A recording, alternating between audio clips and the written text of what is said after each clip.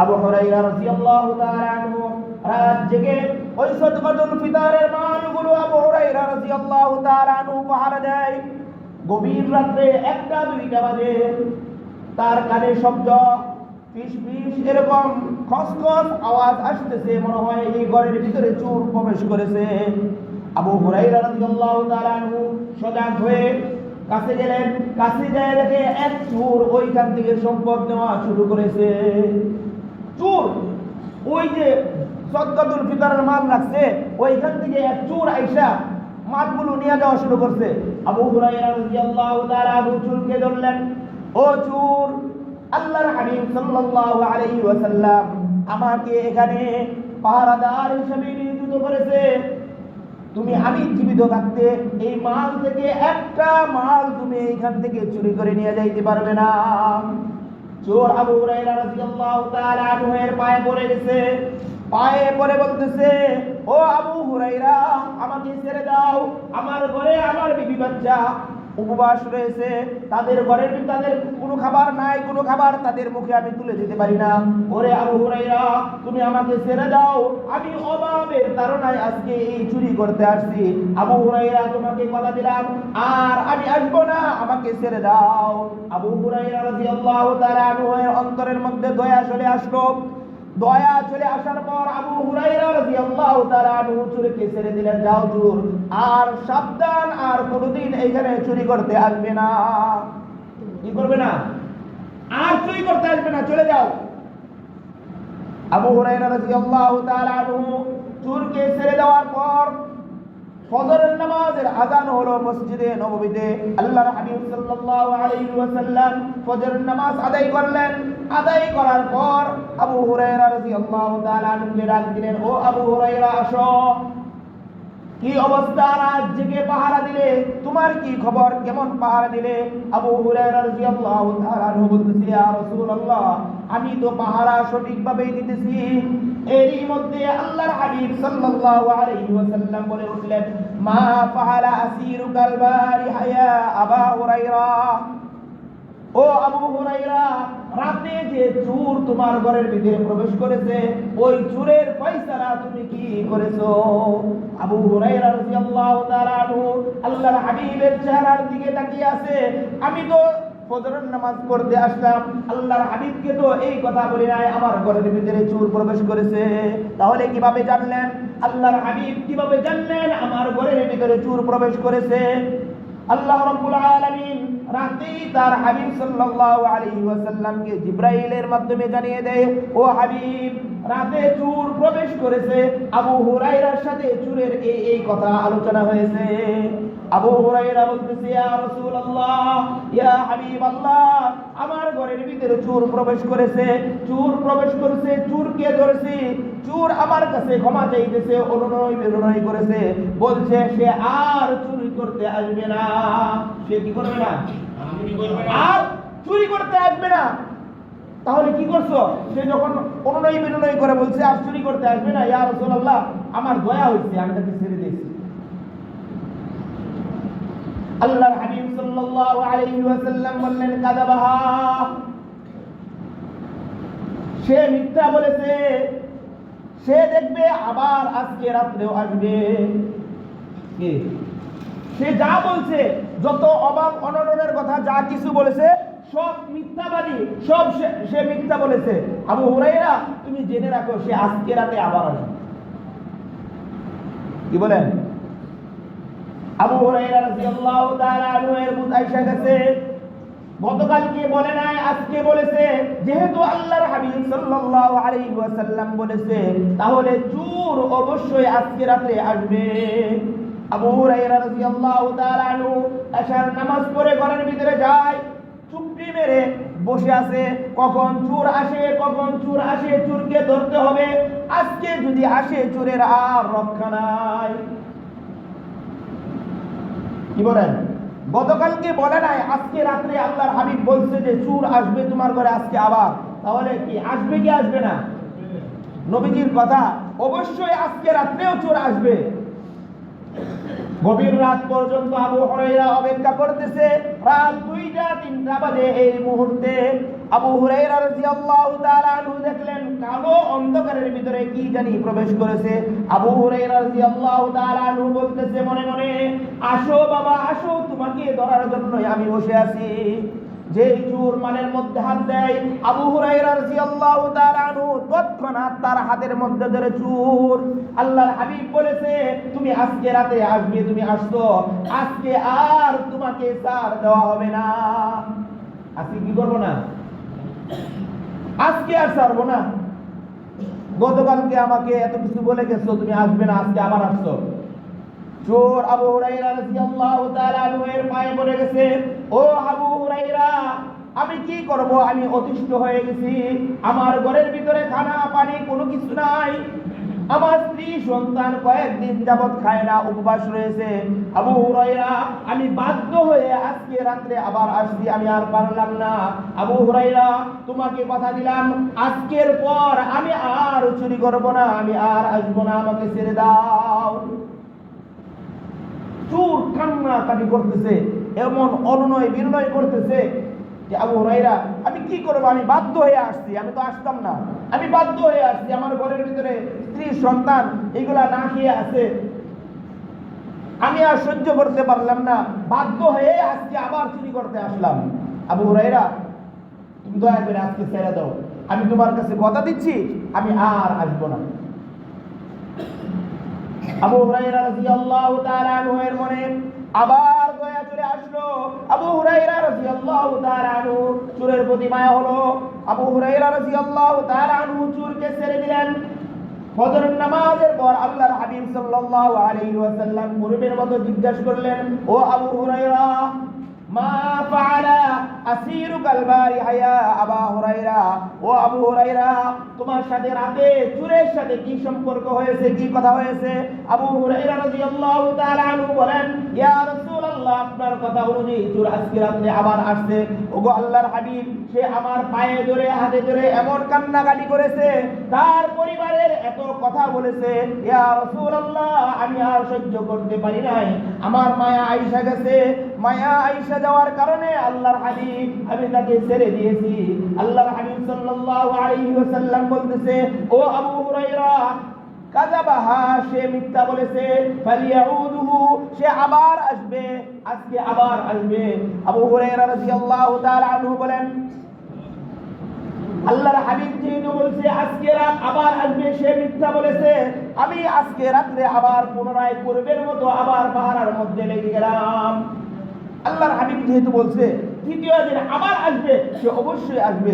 আবু হুরায়রা রাদিয়াল্লাহু তাআলা আনহু এখন আর ঘুম যায় না, চুপটি মেরে বসে আছে, কখন চোর আসে, কখন চোর আসে। আজকে আসলে আর রক্ষা নাই, আজকে আসলে এরে নিয়ে ধইরা কোথায় নিয়ে যাব? আল্লাহর হাবিব সাল্লাল্লাহু আলাইহি ওয়াসাল্লামের দরবার নিয়ে যাব। আবু হুরায়রা রাদিয়াল্লাহু তাআলা আনহু বসে আছে, কখন চোর আসে এই অপেক্ষায় বসে আছে।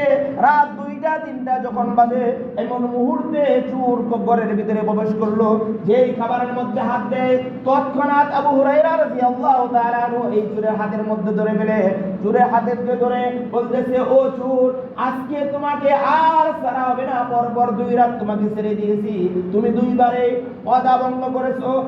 ও চোর, তোমাকে আজকে অবশ্যই আল্লাহর হাবিব সাল্লাল্লাহু আলাইহি ওয়াসাল্লামের দরবারে নিয়ে যাব। চোর বুঝছে যে পরপর 2 বার আমাকে ছেড়ে দিয়েছে, তৃতীয়বার আজকে আর ছাড়বে না। আজকে কি করবে না? আজকে আর ছাড়বে না, আজকে অবশ্যই আমাকে ধরে নিয়ে যাবে আল্লাহর হাবিব সাল্লাল্লাহু আলাইহি ওয়াসাল্লামের দরবারে। আর আল্লাহর হাবিবের সামনে যদি আমি যাই, তাহলে তো ধরা খেয়ে যাব, আমার তো আর রক্ষা নাই। চোর বলতেছে, ও আবু হুরায়রা, তুমি আমাকে আল্লাহর হাবিবের দরবারে নিয়ে যাও, যদি না যাও আমি তোমাকে একটা শিক্ষা দিব, একটা এলেম শিক্ষা দিব তোমাকে। এই কথা শোনার পরে আবু হুরায়রা রাদিয়াল্লাহু তাআলা আনহু, ঠিক আছে, কি শিক্ষা দিতে চাও বলো, কি শিক্ষা দিতে চাও বলো।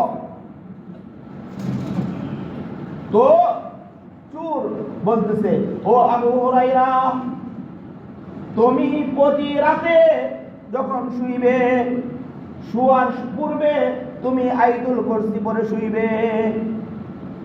প্রতি রাতে যখন শুইতে যাবে, ঘুমানোর পূর্বে তুমি পড়ে শোও, তাহলে তোমাকে আল্লাহ রাব্বুল আলামিনের একজন ফেরেশতা সারা রাত্র পাহারা দিবে, তোমার কেহ কোনো অনিষ্ট করতে পারবে না।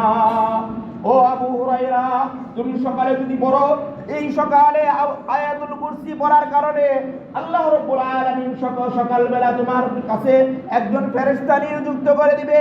এই ফেরেশতা সারা দিন তোমার সিকিউরিটি গার্ড হিসাবে কাজ করবে, সে তোমার কোনো ক্ষতি হইতে দিবে না। ও আবু হুরায়রা, তুমি যদি প্রতি নামাজের পর সূরা আয়াতুল কুরসি তুমি তেলাওয়াত করো, তাহলে তোমার এবং জান্নাতের মাঝে শুধুমাত্র মৃত্যুটা বাকি থাকবে।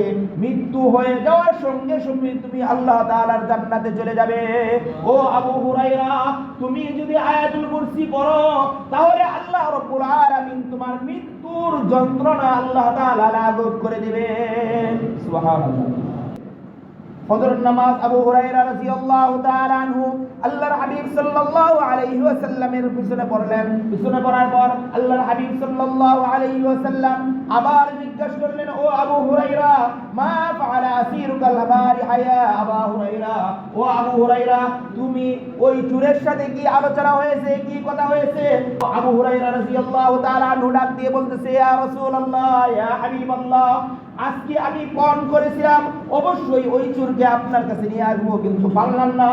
ওই চোর আমাকে এই শিক্ষাগুলো দিয়ে গেছে। কি শিক্ষা দিয়েছে?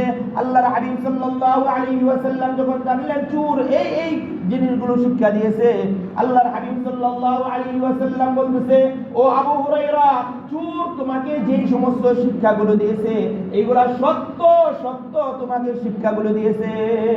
চোর যা শিক্ষা দিয়েছে সব কি কে সত্যায়িত করতেছে? নবীজি সাল্লাল্লাহু আলাইহি ওয়াসাল্লাম সত্যায়িত করতেছে। চোর তোমাকে যা কিছু শিখাইছে এই সব কিছু চোর সত্য শিখাইছে, মিথ্যা শিখায় নাই। তবে চোর কে জানো?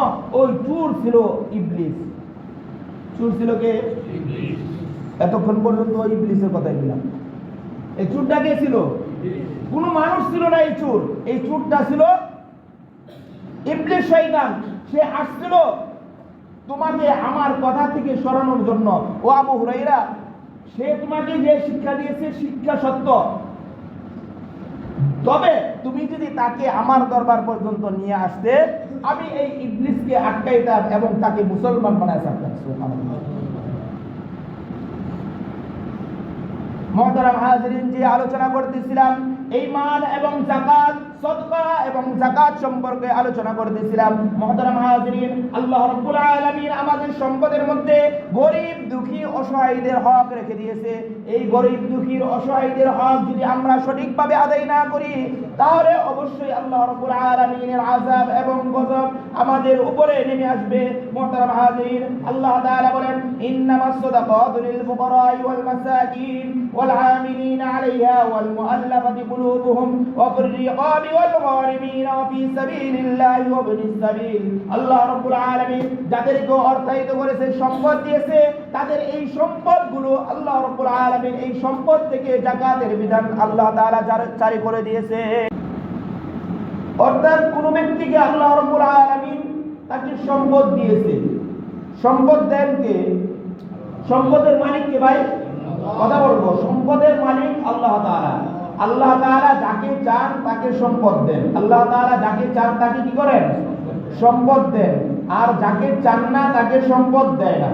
এই তো কথা। আল্লাহু আকবার। আমরা যা কিছু বুক করতেছি, যেমন বাতাস আমরা বুক করতেছি, এই বাতাসটা কার দান? আল্লাহ তাআলার দান। বাতাস আল্লাহ তাআলার দেওয়া, আল্লাহ তাআলার দান। আমরা যে এই যে সূর্যের আলো ব্যবহার করতেছি, এই সূর্যের আলোটা কার? আল্লাহ তাআলা। আমরা যে চন্দ্রের আলো ব্যবহার করি, ওই চন্দ্রের আলো কার? আল্লাহ। আল্লাহ। আমরা যে জমিনে চলাফেরা করি, ওই জমিনটা কার? আল্লাহ। আমরা যে আসমানের নিচে আছি, ওই আসমানটা কার? আল্লাহ। এই সব কিছুর মালিক আল্লাহ তাআলা। সব কিছুর মালিক কে? আল্লাহ তাআলা। এইগুলা সমস্ত কিছুর মালিক আমাদেরকে এই জমিনের মালিকও আল্লাহ তাআলা সাময়িকভাবে অল্প কিছুদিনের জন্য আল্লাহ তাআলা আমাদেরকে এইগুলা বুক করার জন্য অনুমতি দিয়েছে, অল্প কিছুদিন সময়। যাদেরকে আল্লাহ তাআলা সম্পদ দিয়েছে তারা যদি মনে করে সম্পদ আমার, আমি উপার্জন করেছি, আমি বুক করব, তাহলে এইটা তার জন্য সঠিক হবে না, এইটা তার জন্য ভুল হবে। কি হবে? কারণ তুমি যে সম্পদ অর্জন করেছো ওই সম্পদটাও তোমার না। ওই সম্পদটা কার না? তোমার না। ওই সম্পদটা আল্লাহ তাআলার। যে সম্পদটা তুমি মনে করতেছো তোমার মেধা দিয়ে, তুমি শক্তি দিয়ে এইগুলা উপার্জন করতেছো, আসলে ওই সম্পদটাও তোমার না, ওইটাও আল্লাহ তাআলার। সুতরাং আল্লাহ তাআলার দেওয়া এই সম্পদ, আল্লাহ তাআলার দেওয়া সম্পদ আল্লাহ তাআলা পুরোপুরি চায় না। আল্লাহ তাআলা তোমাকে দিয়েছে, ওই সম্পদ থেকে সামান্য একটা অংশ আল্লাহ তাআলা তোমার কাছ থেকে চান। কেন? আল্লাহ তাআলা বলতেছে, খুদ মিন আমওয়ালিহিম সাদাকাতান তুতাহহিরুহুম বিহা। আল্লাহ তাআলা তার হাবিবকে বলতেছে, ও আমার হাবিব, আপনি যারা ধনাঢ্যশালী আছে, সম্পদশালী ব্যক্তি আছে, তাদের কাছ থেকে, তাদের সম্পদ থেকে আপনি যাকাত উসুল করুন। যদি আপনি তাদের সম্পদ থেকে যাকাত উসুল করেন, তাহলে তাদের পুরো সম্পদটা আমি রব্বুল আলামিন তুতাহহিরুহুম বিহা, আমি ওই সম্পদটাকে পবিত্র করে দেব। যাকাত উসুল করলে, যাকাতের টাকা যাকাত প্রদান করলে, আদায় করলে আপনার বাকি সম্পদটুকু কি হয়ে যাবে? পবিত্র হয়ে যাবে। মুহতারাম হাজিরিন, এই যাকাতের মাধ্যমে, যাকাত আপনি যদি পুরোপুরি আদায় না করেন তাহলে কি হবে? একটি সামান্য দৃষ্টান্ত দিয়ে বোঝাই। আপনার হাতের কিংবা পায়ের ছোট যে আঙ্গুলটা আছে, এই আঙ্গুলের মধ্যে ছোট্ট একটা ঘা হয়েছে। কতটুকু? কথা বুঝবেন? আপনার হাতের কিংবা পায়ের আঙ্গুলের মধ্যে ছোট্ট একটা ঘা হয়েছে, এটা শুকাচ্ছে না। ডাক্তারের কাছে গেলেন, ডাক্তার বলল, সব পরীক্ষা নিরীক্ষা করে বলল, আপনার এই ছোট আঙ্গুলটার মধ্যে, এই ছোট আঙ্গুলটার মধ্যে ক্যান্সারের জার্ম দেখা দিয়েছে। এখন যদি এই ছোট আঙ্গুলটা সামান্য কেটে ফেলে দেন, তাহলে আপনার বাকি শরীরটা ভালো থাকবে। আর যদি এইটা কেটে না ফেলেন, রেখে দেন, তাহলে আস্তে আস্তে বাকি শরীরটাও এটা আক্রান্ত হয়ে পুরো শরীরটা ক্যান্সারে আক্রান্ত হয়ে যাবে। এখন বলেন তো দেখি, সুস্থ মস্তিষ্ক জ্ঞানী একজন ব্যক্তি সে কি করবে? আঙ্গুলটা রেখে দিবে নাকি এটা অপারেশন করে ফেলে দিবে? কথা বলবেন, কি বলেন? সে যদি মনে করে আমার হাতের আঙ্গুল আমি কাটবো কেন, তাহলে কি হবে? রেখে দেওয়ার কারণে আস্তে আস্তে কি হবে? পুরা শরীরটার মধ্যে এটা আক্রান্ত হবে এবং পুরা শরীরটা কি হয়ে যাবে? পচে যাবে। পক্ষান্তরে সে যদি বলে, না, যতটুকু আক্রান্ত হয়েছে এটা কেটে ফেলে দাও, তাহলে এইটা কেটে ফেলে দেওয়ার কারণে কি হবে? তার পুরা দেহটা কি থাকবে? সুরক্ষিত থাকবে। পুরা শরীরটা কি থাকবে? সুরক্ষিত থাকবে। ঠিক তদ্রূপভাবে মুহতারাম হাজরিন, আল্লাহ রাব্বুল আলামিন যে সম্পদ আমাদেরকে দিয়েছে, এই সম্পদের মাধ্যমে এই সম্পদটা সুরক্ষিত রাখার জন্য, এই সম্পদটা পবিত্র রাখার জন্য আল্লাহ তাআলা এই সম্পদের একটা সামান্য একটা অংশ আল্লাহ তাআলা বলতেছে যে এই অংশটা তুমি গরিবদেরকে দিয়ে দাও। দিয়ে দিলে কি হবে? বাকি সম্পদের সুরক্ষা করব আমি রব্বুল আলামিন, এবং তোমার এই বাকি সম্পদটুকু আমি রব্বুল আলামিন পবিত্র করে দেব। যাকাত এই শব্দের অর্থ আমরা অনেকেই জানি না। যাকাত শব্দের অর্থ কি জানি আমরা? আমি বলতেছি, কথা বলবেন। যাকাত শব্দের অর্থ হলো বৃদ্ধি করা, বৃদ্ধি পাওয়া। কি বলা? যাকাত শব্দের অর্থ বৃদ্ধি পাওয়া।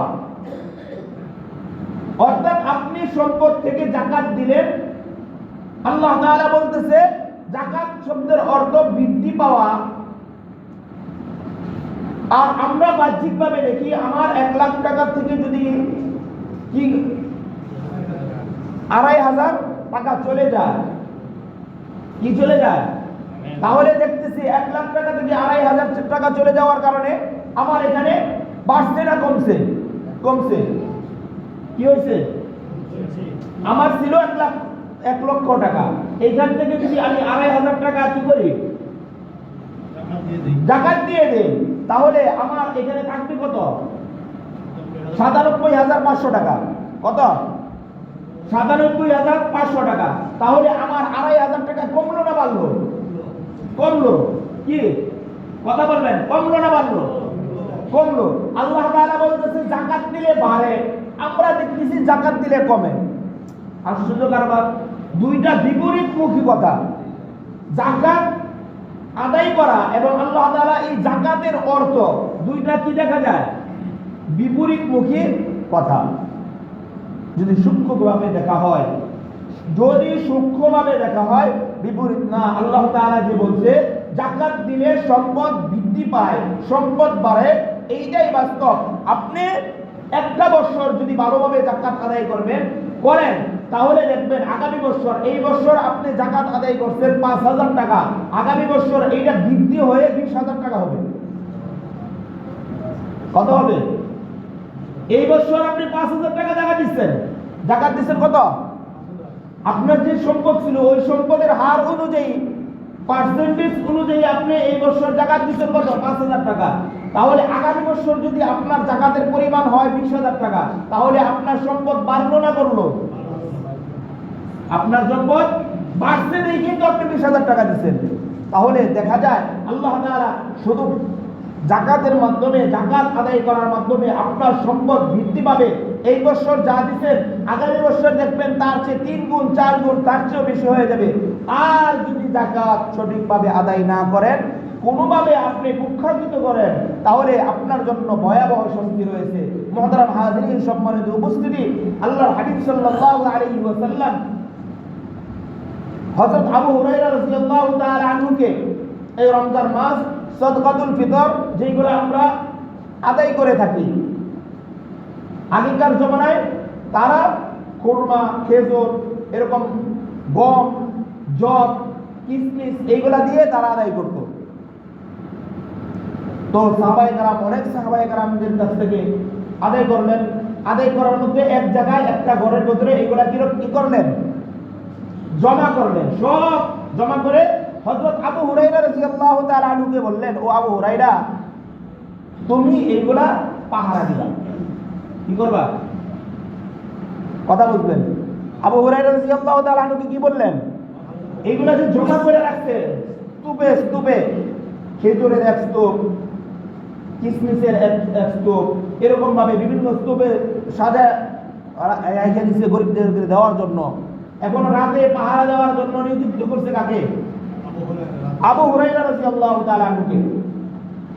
আবু হুরায়রা রাদিয়াল্লাহু তাআলা আনহু এখন আল্লাহর হাবিবে এটা তাকে নিয়োজিত করেছে পাহারা দেওয়ার জন্য, রাত জায়গা পাহারা দেবে। তার মনে মনে চিন্তা যে এইগুলা পাহাড়ে দিতেছি, কি হবে? এগুলো কি কেউ চুরে নিবে?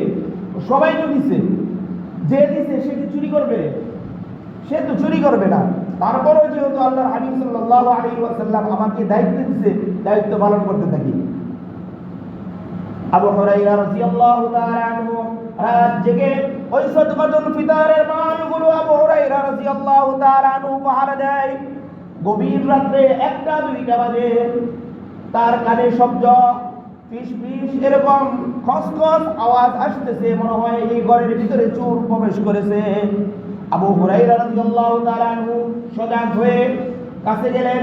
কাছে যায় দেখে এক চোর ওইখান থেকে সম্পদ নেওয়া শুরু করেছে। চোর ওই যে সাদকাতুল ফিতরের মাল রাখছে, ওইখান থেকে এক চোর আইসা মালগুলো নিয়ে যাওয়া শুরু করছে। আবু হুরায়রা রাদিয়াল্লাহু তাআলা আনহু চোরকে ধরলেন, ও চোর, আল্লাহর হাবিব সাল্লাল্লাহু আলাইহি ওয়াসাল্লাম আমাকে এখানে পাহারাদার হিসেবে নিয়োজিত করেছে। আমি জীবিত থাকতে এই মাল থেকে একটা মাল তুমি এখান থেকে চুরি করে নিয়ে যাইতে পারবে না। চোর আবু হুরায়রা রাদিয়াল্লাহু তাআলা আনহু এর পায়ে পড়ে গেছে। পায়ে পড়ে বলতেছে, ও আবু হুরাইরা, আমাকে ছেড়ে দাও, আমার ঘরে আমার বিবি বাচ্চা উপবাস রয়েছে, তাদের ঘরের তাদের কোনো খাবার নাই, কোনো খাবার তাদের মুখে আমি তুলে দিতে পারি না। ওরে আবু হুরাইরা, তুমি আমাকে ছেড়ে দাও, আমি অভাবের তাড়নায় আজকে এই চুরি করতে আসছি। আবু হুরাইরা, তোমাকে কথা দিলাম আর আমি আসবো না, আমাকে ছেড়ে দাও। আবু হুরাইরা রাদিয়াল্লাহু তাআলা আনহু এর অন্তরের মধ্যে দয়া চলে আসলো। দয়া চলে আসার পর আবু হুরাইরা রাদিয়াল্লাহু তাআলা আনহু চুরিকে ছেড়ে দিলেন, যাও চোর, আর সাবধান, আর কোনোদিন এখানে চুরি করতে আসবে না। কি করবে না? আর চুরি করতে আসবে না, চলে যাও। আবু হুরাইরা রাদিয়াল্লাহু তাআলা আনহু চোরকে ছেড়ে দেওয়ার পর ফজরের নামাজের আযান হলো মসজিদে নববীতে। আল্লাহর হাবিব সাল্লাল্লাহু আলাইহি ওয়াসাল্লাম ফজরের নামাজ আদায় করলেন। আদায় করার পর আবু হুরায়রা রাদিয়াল্লাহু তাআলা আনহুকে ডাক দিলেন, ও আবু হুরায়রা, আসো। কি অবস্থা? রাত জেগে পাহারা দিলে, তোমার কি খবর? কেমন পাহারা দিলে? আবু হুরায়রা রাদিয়াল্লাহু তাআলা আনহু বলতেছে, ইয়া রাসূলুল্লাহ, আমি তো পাহারা সঠিকভাবেই দিতেছি। এরই মধ্যে আল্লাহর হাবিব সাল্লাল্লাহু আলাইহি ওয়াসাল্লাম বলে উঠলেন, মা ফাআলা আসিরুকাল বারিহা ইয়া আবা হুরায়রা। ও আবু হুরায়রা, রাতে যে চোর তোমার ঘরের ভিতরে প্রবেশ করেছে, ওই চোরের ফয়সালা তুমি কি করেছো? আবু হুরায়রা রাদিয়াল্লাহু তাআলা আনহু আল্লাহর হাবিবের চেহারার দিকে তাকিয়ে আছে। আমি তো ফজরের নামাজ পড়তে আসলাম, আল্লাহর হাবিবকে তো এই কথা বলি নাই আমার ঘরের ভিতরে চোর প্রবেশ করেছে। তাহলে কিভাবে জানলেন? আল্লাহর হাবিব কিভাবে জানলেন আমার ঘরের ভিতরে চোর প্রবেশ করেছে? আল্লাহ রাব্বুল আলামিন রাতেই তার হাবিব সাল্লাল্লাহু আলাইহি ওয়াসাল্লামকে জিবরাইলের মাধ্যমে জানিয়ে দেয়, ও হাবিব, রাতে চোর প্রবেশ করেছে, আবু হুরায়রার সাথে চোরের এই কথা আলোচনা হয়েছে।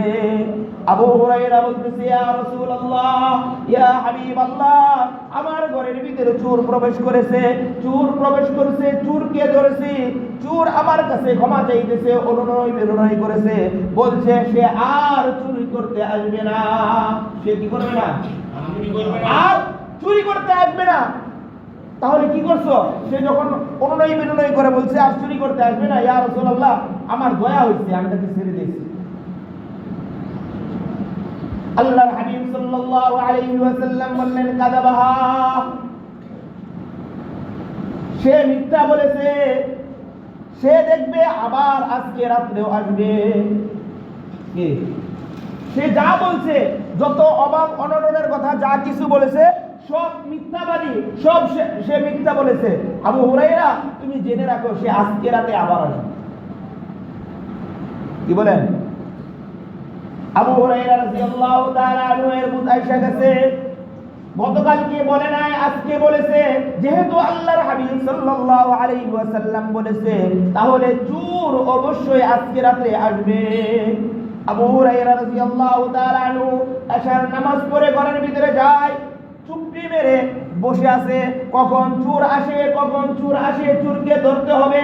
আজকে যদি আসে, চোরের আর রক্ষা নাই। কি বলেন? গতকালকে বলে নাই, আজকে রাত্রে আল্লাহর হাবিব বলছে যে চোর আসবে তোমার ঘরে আজকে আবার। তাহলে কি আসবে কি আসবে না? নবীজির কথা, অবশ্যই আজকে রাত্রেও চোর আসবে। গভীর রাত পর্যন্ত আবু হুরায়রা অপেক্ষা করতেছে। রাত 2টা-3টা বাজে। এই মুহূর্তে আবু হুরায়রা রাদিয়াল্লাহু তাআলা আনহু দেখলেন কালো অন্ধকারের ভিতরে কি জানি প্রবেশ করেছে। আবু হুরায়রা রাদিয়াল্লাহু তাআলা আনহু বলতেছে মনে মনে, আসো বাবা, আসো, তোমাকে ধরার জন্যই আমি বসে আছি। যে চোর মালের মধ্যে হাত দেয়, আবু হুরায়রা রাদিয়াল্লাহু তাআলা আনহু তৎক্ষণাৎ তার হাতের মধ্যে ধরে চোর। আল্লাহর হাবিব বলেছে, তুমি আজকে রাতে আসবে, তুমি আসছো, আজকে আর তোমাকে ছাড় দেওয়া হবে না। আজকে কি করবো না? আজকে আর ছাড়বো না।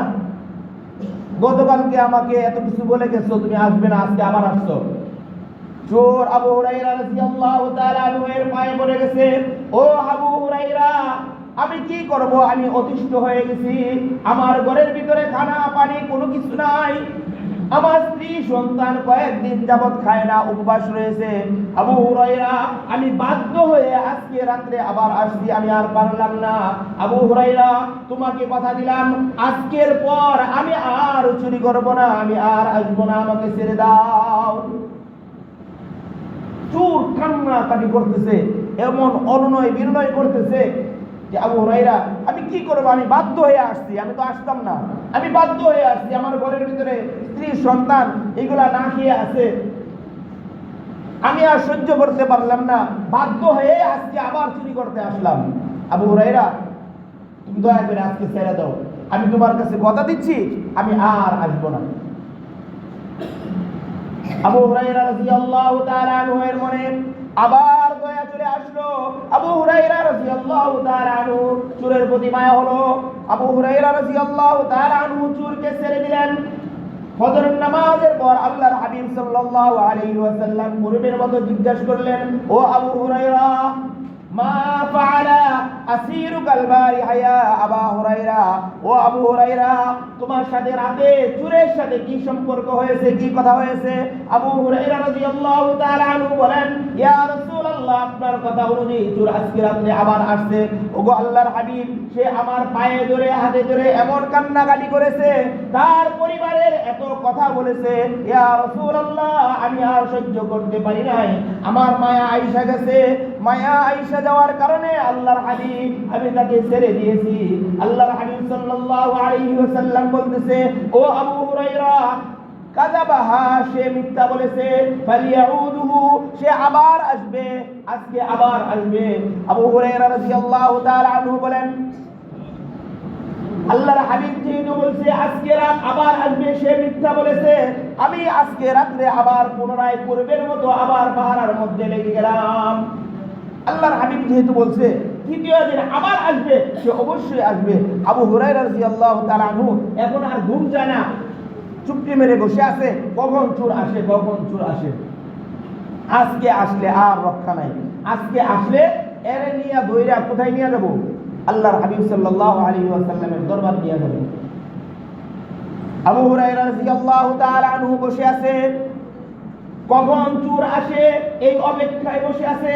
রাত 2টা-3টা যখন বাজে, এমন মুহূর্তে চোর ঘরের ভিতরে প্রবেশ করলো, যেই খাবারের মধ্যে হাত দেয়, তৎক্ষণাৎ আবু হুরায়রা রাদিয়াল্লাহু তাআলা আনহু এই চোরের হাতের মধ্যে ধরে ফেলে, চোরের হাতের ধরে বলতেছে, ও চোর, আজকে তোমাকে আর ছাড়া হবে না, পরপর 2 রাত তোমাকে ছেড়ে দিয়েছি, তুমি 2বারে ওয়াদা ভঙ্গ করেছো। ও চোর, তোমাকে আজকে অবশ্যই আল্লাহর হাবিব সাল্লাল্লাহু আলাইহি ওয়াসাল্লামের দরবারে নিয়ে যাব। চোর বুঝছে যে পরপর 2বার আমাকে ছেড়ে দিয়েছে, তৃতীয়বার আজকে আর ছাড়বে না। আজকে কি করবে না? আজকে আর ছাড়বে না, আজকে অবশ্যই আমাকে ধরে নিয়ে যাবে আল্লাহর হাবিব সাল্লাল্লাহু আলাইহি ওয়াসাল্লামের দরবারে। আর আল্লাহর হাবিবের সামনে যদি আমি যাই, তাহলে তো ধরা খেয়ে যাব, আমার তো আর রক্ষা নাই। চোর বলতেছে, ও আবু হুরায়রা, তুমি আমাকে আল্লাহর হাবিবের দরবারে নিয়ে যাও, যদি না যাও আমি তোমাকে একটা শিক্ষা দিব, একটা এলেম শিক্ষা দিব, তোমাকে একটা জ্ঞান শিক্ষা দিব, তুমি যদি আমাকে ছেড়ে দাও। আবু হুরায়রা রাদিয়াল্লাহু তাআলা আনহু এলেমের পিপাসী ছিল, জ্ঞানের পিপাসী ছিল। প্রায় 5,500 হাদিস আবু হুরায়রা রাদিয়াল্লাহু তাআলা আনহু মুখস্থ ছিল। মাত্র 3-3.5 বছর নবীজি সাল্লাল্লাহু আলাইহি ওয়াসাল্লামের সোহবত পেয়েছে। এই 3-3.5 বছর সোহবতে 5,500-এরও বেশি হাদিস আবু হুরায়রা রাদিয়াল্লাহু তাআলা বর্ণনা করেছেন। কিতাবের মধ্যে, হাদিসের কিতাব সমূহের মধ্যে অধিকাংশ হাদিস কিতাবের মধ্যে আবু হুরায়রা রাদিয়াল্লাহু তাআলা থেকে হাদিস বর্ণিত। সময় অল্প, অল্প সময়ে তিনি এত হাদিস শিখলেন কিভাবে? আবু হুরায়রা বলেন, সাহাবায়ে কেরাম এক একজন এক এক কাজে চলে যেত, কেউ ব্যবসায়, কেউ কৃষিকাজে, কেউ বিভিন্ন ক্ষেত খামারে দোকানপাটে চলে যেত। আবু হুরায়রা বলেন, আমি যাইতাম না, আমি মসজিদে নববী পড়ে থাকতাম, আল্লাহর হাবিব যখন আসবে আমি তার জবান থেকে হাদিস শিখব। এইখানে যদি আল্লাহর হাবিবের কাছে হাদিয়া হিসাবে কিছু আসে, এইগুলা খাইতাম, আর না হয় না খেয়ে এই ময়দানে পড়ে থাকতাম, এই ঘরের মধ্যে পড়ে থাকতাম। এমন জ্ঞান পিপাসু ছিল আবু হুরায়রা রাদিয়াল্লাহু তাআলা আনহু। যখন তার সামনে ওই চোর বলছে, ও আবু হুরায়রা, তুমি যদি আমাকে ছেড়ে দাও তাহলে তোমাকে সুন্দর একটা হাদিস শিক্ষা দিব, এই কথা শোনার পরে আবু হুরায়রা রাদিয়াল্লাহু তাআলা আনহু, ঠিক আছে, কি শিক্ষা দিতে চাও বলো, কি শিক্ষা দিতে চাও বলো?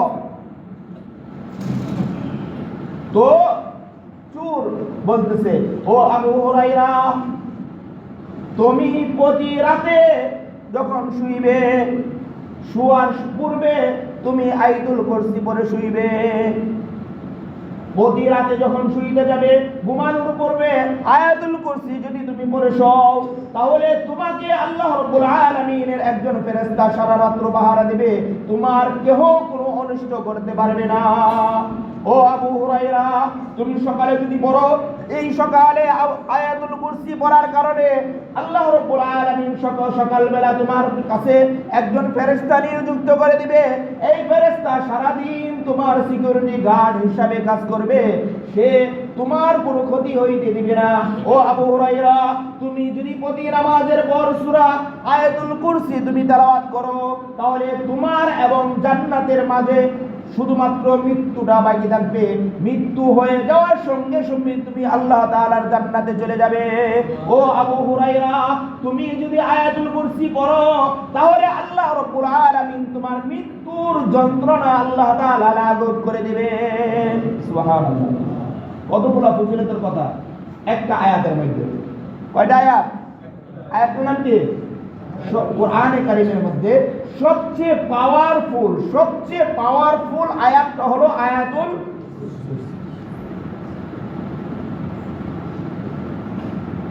কুরসির পাওয়ার কি? আয়াতুল কুরসির মধ্যে আল্লাহু লা ইলাহা ইল্লা হুয়াল হাইয়ুল কাইয়্যুম, এই একটা শব্দ আছে। কি শব্দ?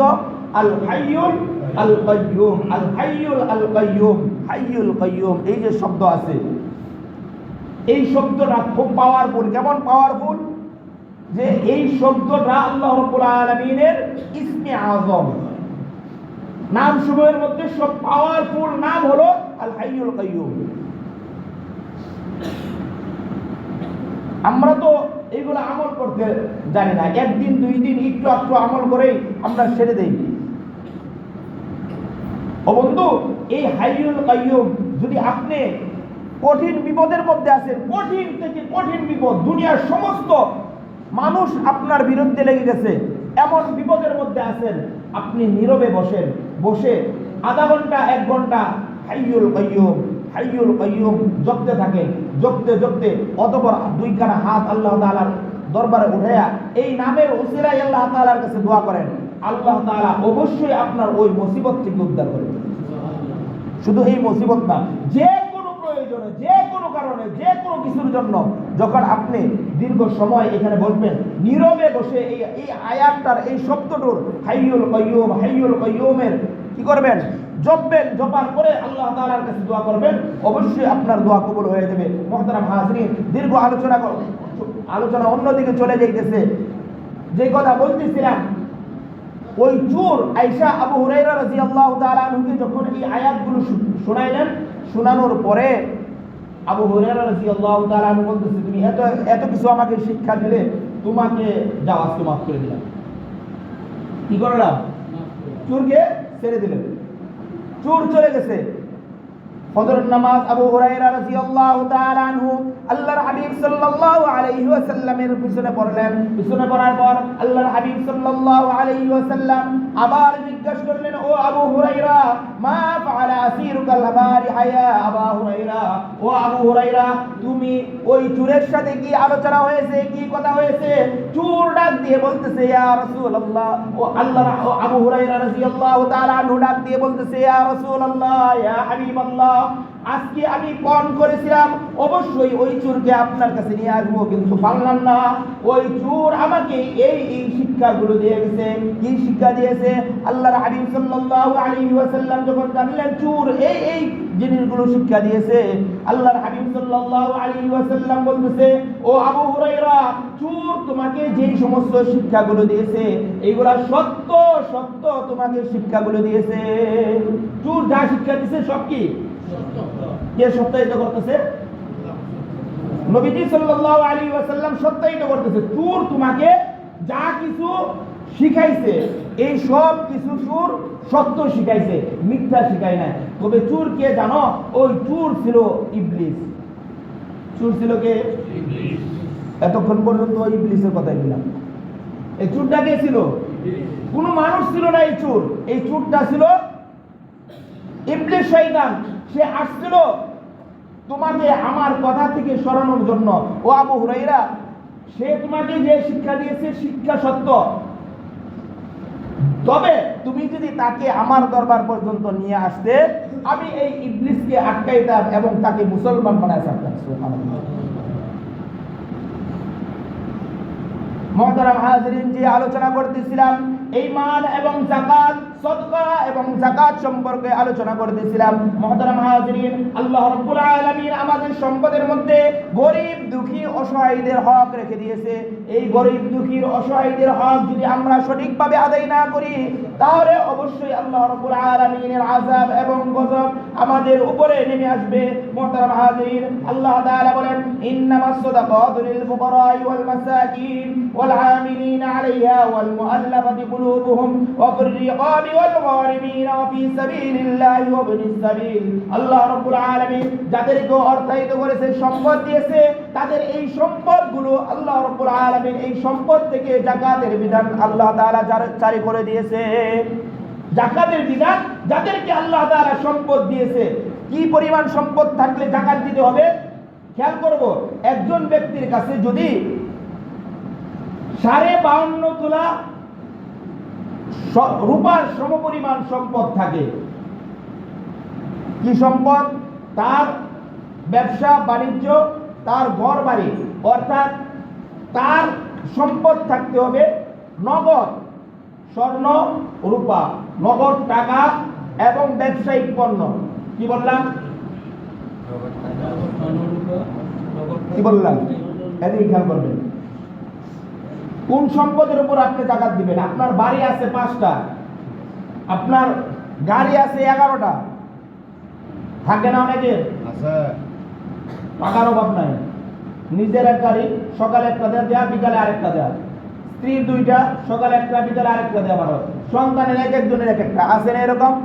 টাকা পয়সা কোথায় পালাবে, জায়গা পায় না। এই জন্য কথাগুলো যদি খেয়াল করে শুনি তাহলে আমাদের জন্য সহজ হবে। কোন সম্পদের উপরে আমরা যাকাত দেব? যাকাত আসে স্বর্ণ রূপা।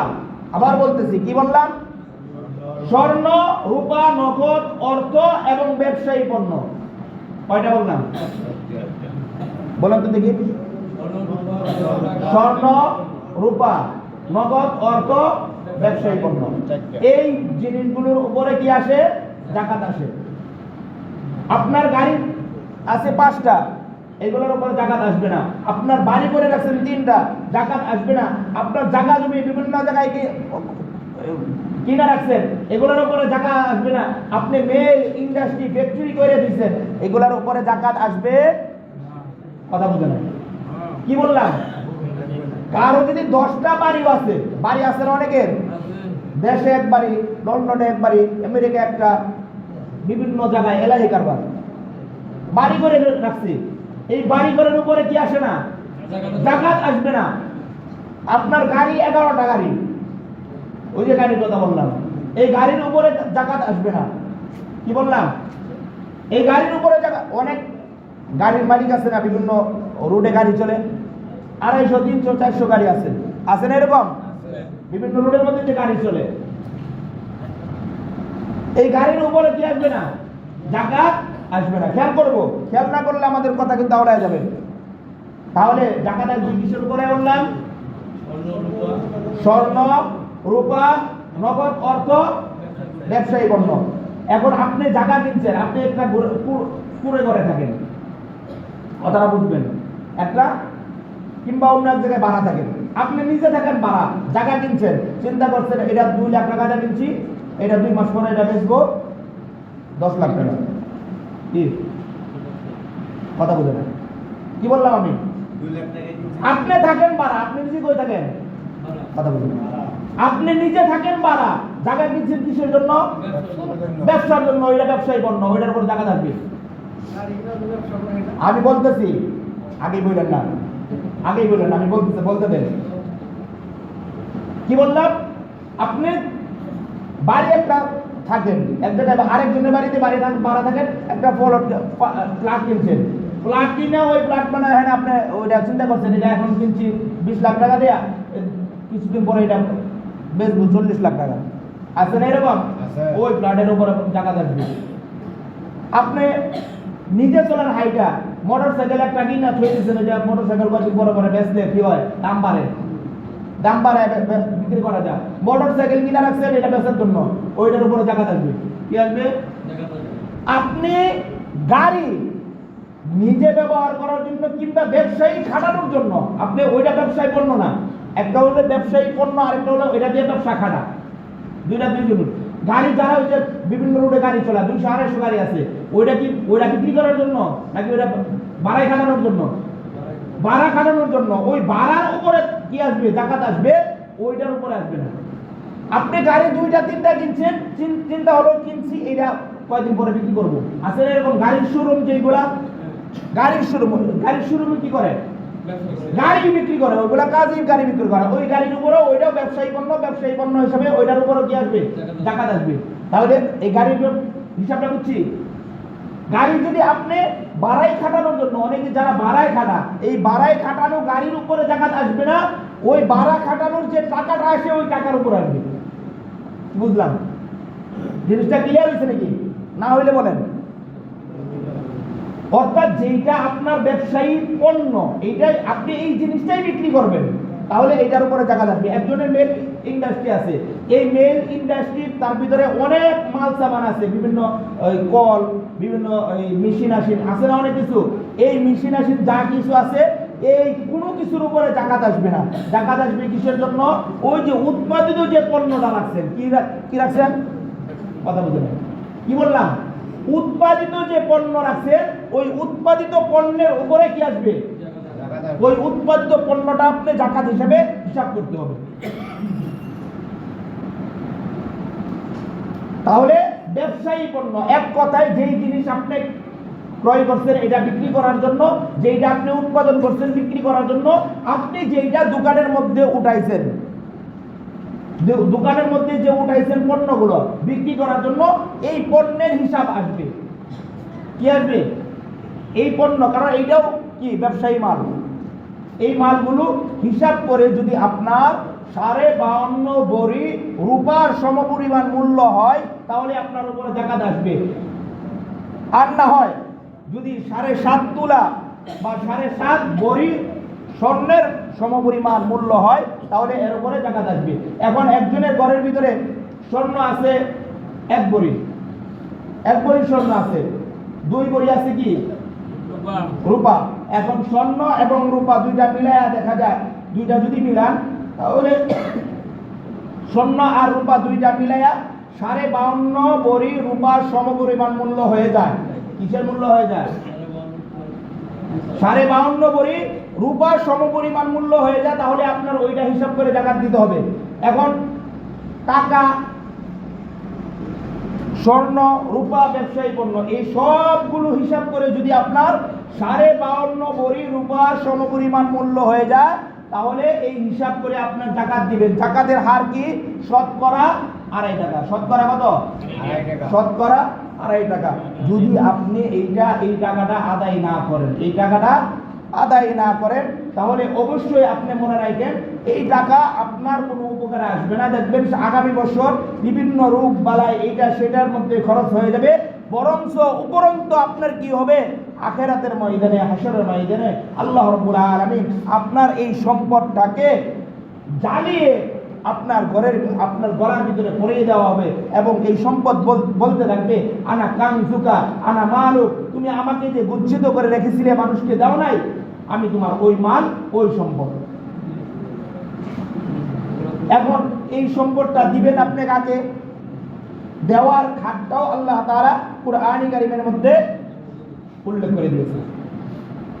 কাকে কাকে দিবেন, কোন শ্রেণীর লোকদেরকে দিবেন, আল্লাহ তাআলা স্পষ্ট করে কুরআনী কারীমের মধ্যে উল্লেখ করে দিয়েছে। আল্লাহ তাআলা বলেন, ইন্নামাস সাদাকাতু লিল ফুকারা।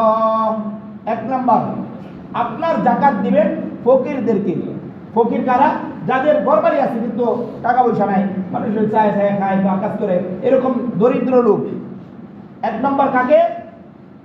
দরিদ্র অসহায় লোকদেরকে দিবেন। ওয়াল মাসাকিন, 2 নম্বর মিসকিন। 2 নম্বর কারা? মিসকিন কারা? যাদের ঘর বাড়ি কিচ্ছুই নাই, রাস্তায় ঘুমা, কোথায় থাকি, এরকম লোক আছে না, মিসকিন। 2 নম্বর মিসকিন। ওয়াল আমিলিনা আলাইহি, যদি ইসলামী হুকুমত থাকতো তাহলে এই যাকাত উসুলের জন্য এক শ্রেণীর লোক নিযুক্ত করত সরকার। তাদের কাজ হলো তারা সম্পদশালী যারা আছে তাদের কাছ থেকে যাকাত হিসাব করে যাকাত আদায় করবে। তাহলে ওই যে যারা যাকাত আদায় করবে তাদের বেতন হিসাবে এইখান থেকে যাকাতের মাল থেকে দেওয়া যাবে তাদেরকে। 3 নম্বর ওয়াল আমিলিনা আলাইহি ওয়াল মুআল্লাফাতি কুলুবুহুম, এবং ওই সমস্ত ব্যক্তি যারা মুসলমান না, অমুসলিম। কারা? অমুসলিম, কিন্তু ভিতরে ভিতরে মুসলমানদের প্রতি একটা আকর্ষণ, একটা টান তাদের আছে। তাদের সাথে যদি এখন যাকাত দেয়, তাদের সে ভালো ব্যবহার করি, আশা করা যায় সে কি হয়ে যাবে? মুসলমান হবে। যদি এমন থাকে তাহলে তাদেরকে দেওয়া যাবে। বর্তমান দুনিয়াতে এরকম নাই, খুব ধোঁকাবাজ বাইরে গেছে।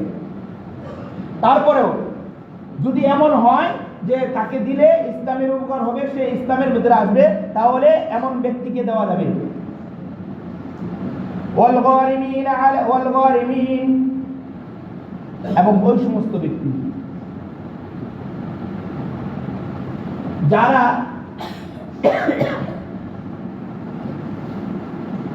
রাস্তাঘাটের মধ্যে আছে, চলতেছে, তাদের নাই কিছুই, এরকম অসহায় ব্যক্তি, তাদেরকে ওয়াফি সাবিলিল্লাহি ওয়া বিনিস সাবিল, এবং ওই সমস্ত ব্যক্তি যারা আল্লাহ তাআলার রাস্তায় বের হয়ে গেছে, হয় ইলম শেখার জন্য, না হয় জিহাদের উদ্দেশ্যে। কি উদ্দেশ্যে? ইলম শেখার জন্য, অর্থাৎ তালেবে ইলম, কোরআন হাদিস শেখার জন্য সে বের হয়ে গেছে, এই সমস্ত ব্যক্তিদেরকেও দেওয়া যাবে। আর যারা আল্লাহ তাআলার রাস্তায় জিহাদ, ইসলাম ও মুসলমানদের পক্ষ হয়ে জিহাদ করতে বের হয়েছে, তাদেরকেও কি করা যাবে? এই যাকাতের মাল দেওয়া যাবে। এই 8 শ্রেণীর লোকদেরকে যাকাত দেওয়া যাবে। মোহতারাম হাজরিন, যদি আমরা আমাদের মালের যাকাত যারা আসে, যারা মালের যাকাত দেই, অবশ্যই আমরা আল্লাহ তাআলার এই যাকাতের যে বিধান, এটা ফরজ বিধান, এইটা আমরা সম্পদের হিসাব করে এক এক করে যদি হিসাব করে করে আমরা সম্পদের যাকাত দেই, তাহলে অবশ্যই আল্লাহ রাব্বুল আলামিন যে বলছে যাকাত, যাকাত মানে বৃদ্ধি পাওয়া, মাল বৃদ্ধি পায়, সম্পদ বাড়ে, সম্পদ কমে না। আমি দেখতেছি আমার বাহ্যিক দৃষ্টিতে আমার কাছ থেকে সম্পদ কমছে, আল্লাহ তাআলা বলতেছে যাকাত মানেই বাড়া, আমি তোমার এই সম্পদকে বাড়িয়ে দেব। তাহলে আল্লাহটাই ঠিক, আমার চিন্তা ধারণাই কি ভুল। সুতরাং আমরা কি করব? আমাদের যাদের উপর যাকাত ফরজ হয়েছে, আমরা যাকাতগুলো সঠিকভাবে হিসাব করে তাদের পাওনাদারদেরকে বুঝিয়ে দেব। আল্লাহ রাব্বুল আলামিন আমাদের সকলকে যাকাত পরিপূর্ণ হক আদায় করার তৌফিক দান করুক। আমিন।